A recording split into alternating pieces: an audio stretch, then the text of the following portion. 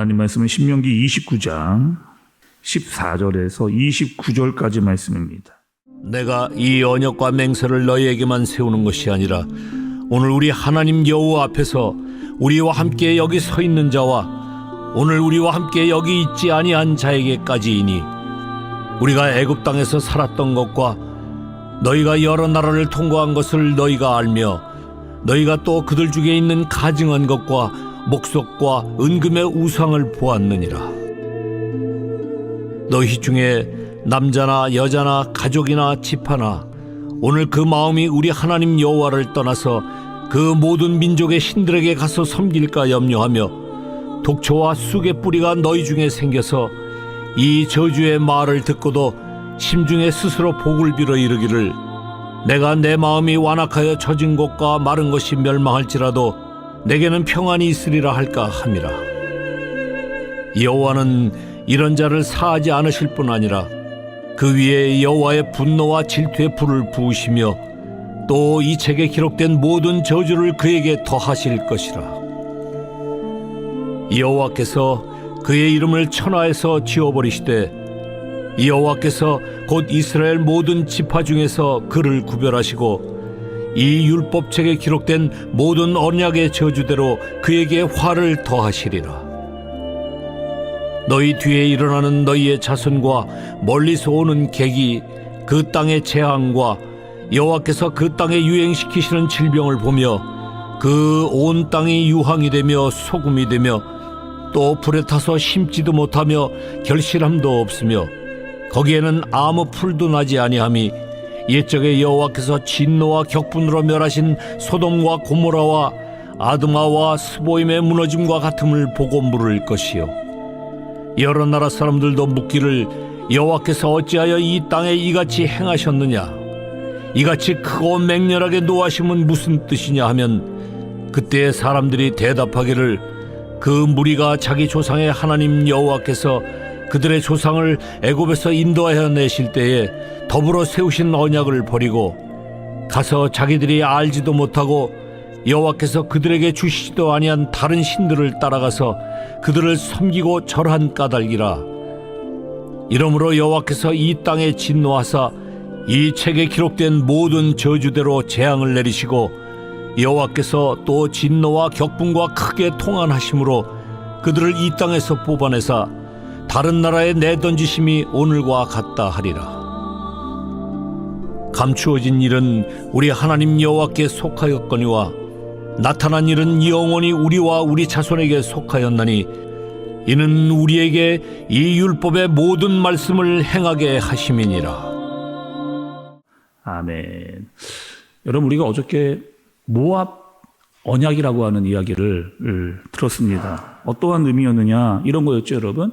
40년 전에 시내산 언약을 하나님과 이스라엘 백성이 맺었습니다. 그리고 40년이 지났잖아요. 그래서 이제 가나안 땅에 들어가기 직전에 바로 모압 땅에서 40년 전에 들었던 시내산의 언약을 재확인하는 자리가 바로 이 모압 언약이었습니다. 그리고 또 40년이 지나는 동안 하나님께서 이스라엘 백성들에게 주셨던 율법들, 그 율법들은 어떤 율법들이었느냐? 모세를 통해서 이스라엘 백성들에게 전해진 율법들. 다시 말하면 신명기의 내용이죠. 그 내용을 듣게 되었습니다. 그러니까 시내산에서의 언약과 추가되어진 언약을 모세를 통해서 이스라엘 백성들이 듣게 되어진 거죠. 근데 왜 듣게 하셨느냐?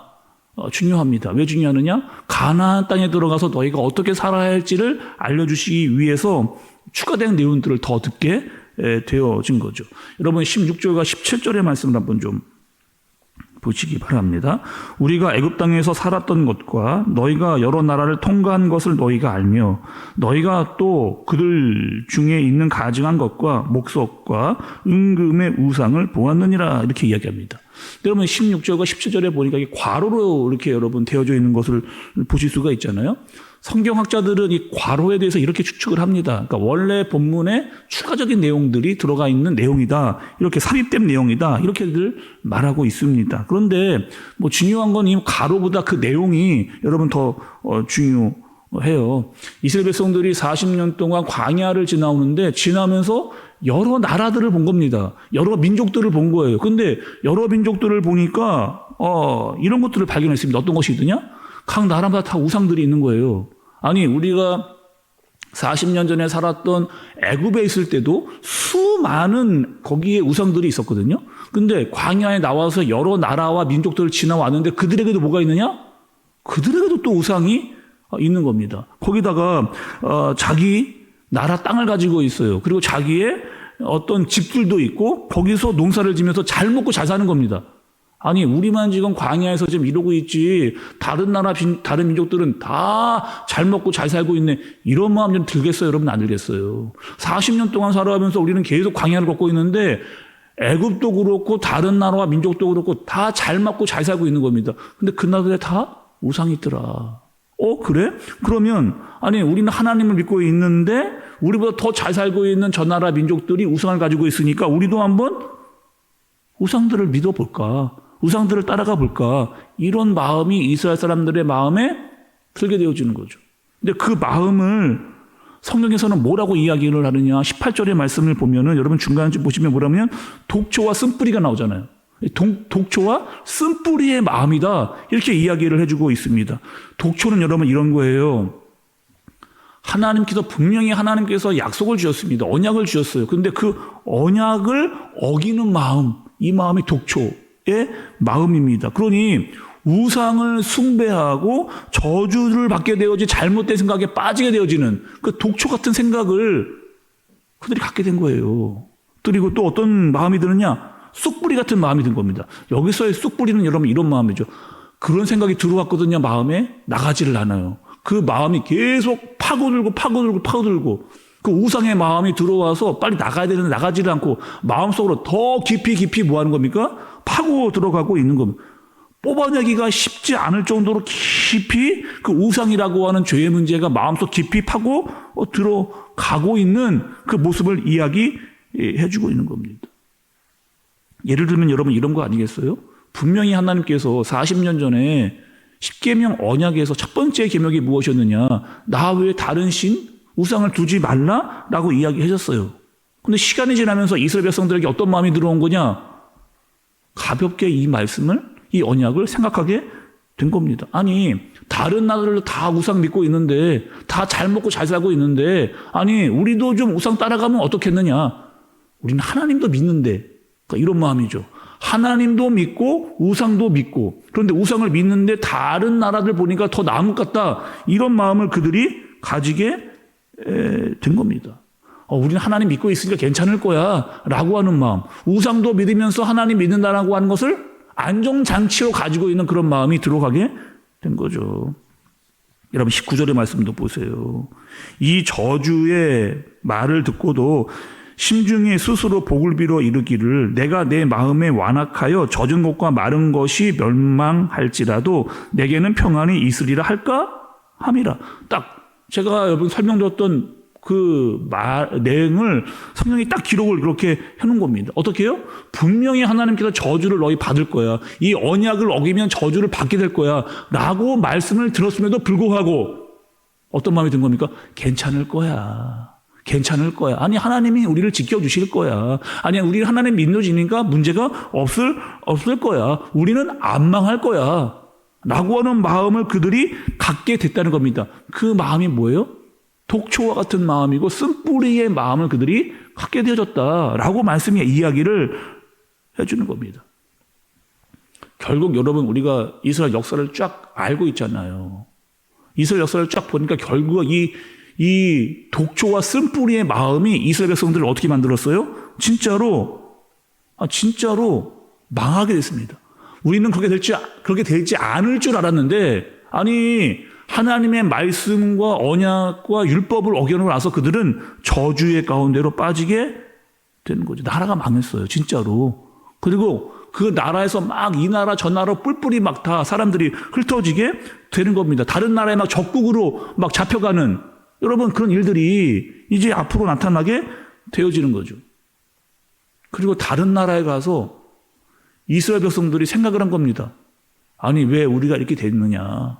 아니, 어떻게 우리가 망해서 각 다른 나라로 쫓겨갈 수 있느냐?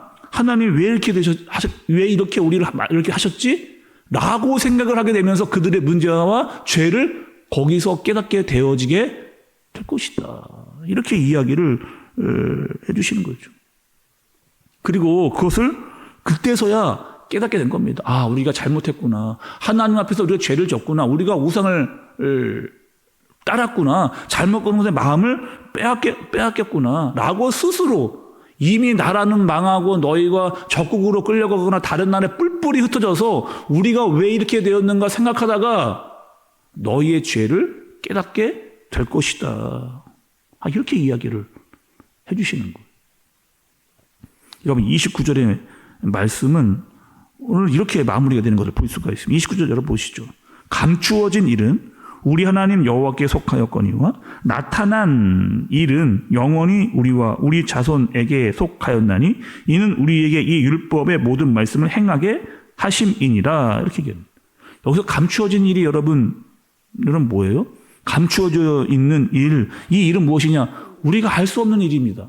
앞으로 어떠한 일이 일어날지 우리는 알 수가 없다는 거예요. 그리고 나중에 대해서야 이 감추어지는 앞으로 일어날 일인데 그 일을 겪고 나서야 한참을 지난 후에야 그 일이 어떠한 일이었는지 우리가 깨닫게 되어지는 그런 일. 조금 어렵게 말하면 우리가 여러분 신학적으로 말하면 우리가 들어왔던 말씀인데 하나님의 섭리를 여기서 지금 이야기해주고 있는 겁니다. 앞으로 너희가 만날 모든 일이 있다. 근데 그 일은 어떠한 일이냐? 감추어진 일이라는 거예요. 너희가 다 알 수 없는 일이다. 근데 분명한 것이 있어. 앞날은 어떻게 될지 모르겠지만 너희에게 하나님의 말씀과 율법을 주셨는데 그것을 지키면 된다는 거예요. 그것을 지키면 된다는 거예요. 앞으로 어떠한 일이 있을지 너희는 몰라. 그러나 하나님이 너에게 주신 율법이 있지 않느냐? 그것을 지키라는 거예요. 그것을 순종하면 된다라고 누가요? 모세가 가나안 땅에 들어가기 전에 이스라엘 백성들에게 이렇게 이야기를 해주는 거죠. 너희에게 때로는 기쁜 일도 있을 수 있고 때로는 일이 잘 될 수도 있다. 때로는 어려운 일이 생길 수도 있고 때로는 이해가 안 되는 일을 만날 수도 있게 되어진다. 그 모든 일들은 다 하나님의 영역이다. 그러나 너희는 어떻게 해야 되는가? 하나님의 말씀을 따라 이 상황이 다 이해가 되지 않는다 할지라도 순종해라. 근데 여러분 이 말씀이요. 전도서에서도 똑같은 의미로 이렇게 이야기를 하십니다. 전도서 7장 14절의 말씀을 보면 형통한 날에는 기뻐하고 공공한 날에는 되돌아보아라. 이 두 가지를 하나님이 병행하게 하사 사람이 그의 장래 일을 능히 헤아려 알지 못하게 하셨느니라. 이렇게 이야기합니다. 그러니까 앞으로의 모든 일은 우리가 다 알 수가 없어요. 그 앞으로의 일들은 하나님께서 우리에게 주시는 일들입니다. 그러니까 우리가 다 지금은 알 수가 없지만 분명한 것이 있어요. 우리가 그 상황을 다 이해한다 하지 못한다 할지라도 우리는 어떻게 하면 되느냐? 하나님의 말씀에 순종하면 됩니다. 하나님의 뜻대로 살아가면 됩니다. 그러면 그 시간이 다 지나간 이후에 그 시간 가운데 하나님께서 우리를 이렇게 인도해 주셨구나. 하나님의 섭리는 이것이었구나라고 깨닫게 되어지는 때가 온다. 이 사실을 우리에게 알려주시는 거죠. 이것이 뭐예요? 하나님과 이스라엘의 관계다. 하나님과 하나님의 백성들의 관계다. 우리는 부족하잖아요, 여러분. 한 치 앞들 모르는 사람들이잖아요. 그러나 하나님께서 그 앞의 모든 일들은 너희가 다 알 수 없게 하셨지만 두려워하지 말고 하나님의 말씀대로 순종하면 하나님의 뜻이 무엇인지를 깨달을 때가 오게 될 것이다. 그리고 하나님은 반드시 합력하여 선을 이루신다. 이렇게 알려주시는 거죠. 여러분, 우리는 이 말씀이요. 오늘 모세가 이스라엘 백성들에게 알려주는 이 말씀, 또 오늘 이 시간 우리에게 알려주신 이 말씀, 우리는 앞날 다 알 수 없어요. 어떤 일이 일어날지 다 알 수가 없습니다. 그러나 우리는 뭐 하면 된다? 하나님의 말씀을 따라 그 말씀에 순종하면 됩니다. 때로는 기쁘고 일이 잘 될 때도 있고 때로는 어렵고 힘든 일 만날 수도 있어요. 그러나 그 모든 일들을 하나님의 말씀에 순종하여 나가다 보면 모든 일들을 협력하여 선을 이루는 그 일을 깨닫는 하나님의 섭리를 아는 저와 여러분들이 되어지시기를 예수님의 이름으로 축복합니다. 기도하겠습니다. 하나님 아버지, 우리는 아버지의 섭리를 다 알 수 없습니다. 우리는 부족하고 연약하기 때문입니다. 그러나 하나님, 순종하겠습니다. 순종하다가 조금씩 하나님의 그 뜻을 깨달을 수 있게 해 주옵소서. 은혜가 무엇인지를 더 많이 알 수 있도록 인도해 주옵소서. 그래서 우리의 감사와 기쁨이 많아지게 해 주옵소서. 오늘 하루도 때로는 감추어진 일들 때문에 다 이해가 되지 않는다 할지라도 순종하며 나아가게 하여 주옵소서. 예수님의 이름으로 기도드리옵나이다. 아멘.